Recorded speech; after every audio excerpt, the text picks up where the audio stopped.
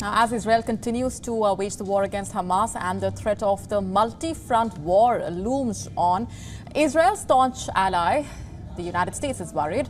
As a deterrent, it has in fact ramped up its military presence in the region, but Washington's concern is not unfounded.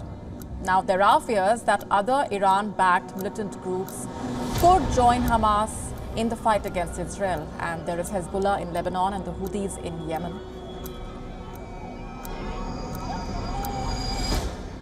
Iran is supporting Russia in Ukraine, and is supporting Hamas and other terrorist groups in the region, and will continue to hold them accountable, I might add. Now let's just take a look at each of these cases. When it comes to the Houthis of Yemen, a Shiite militant group, they had earlier warned against America's involvement in Gaza. The Houthi leader saying, and I'm quoting, "There are red lines when it comes to Gaza." And what unfolded in the northern Red Sea on Thursday has only confirmed America's fears. A US-guided missile destroyer, USS Carney, shot down multiple drones and missiles launched by the Houthis in Yemen. And to be precise, the US Navy shot down 8 drones. No sailors aboard the ship were harmed, according to a US official. But Pentagon is concerned because the missiles and drones were not intending to target the US ship, rather were potentially headed towards Israel. Now, it is the first time that a US Navy ship in West Asia has engaged missiles and drones that were not aimed at them.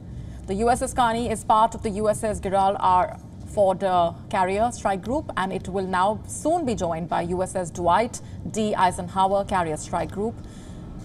Let's talk about Hezbollah, Lebanon.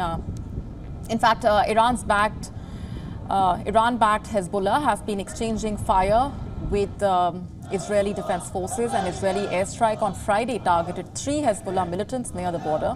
Israel has evacuated its civilians near the Lebanon border as the tensions rise.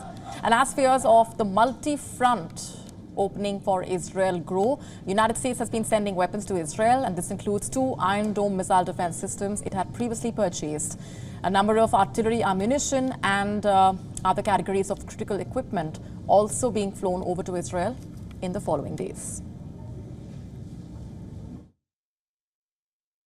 And with respect to U.S. support to Israel, the first shipments of military aid, including munitions, began arriving in Israel last week and continue to arrive on a near daily basis.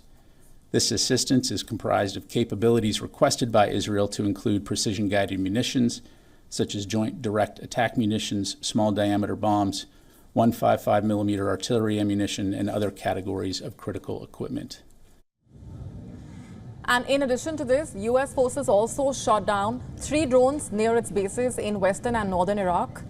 Moreover, another drone was shot down by the U.S. military in Syria on Thursday.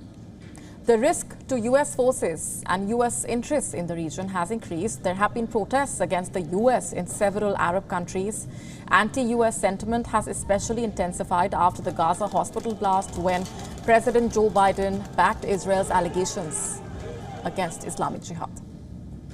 Pacific, in the Middle East, especially in the Middle East. Iran is...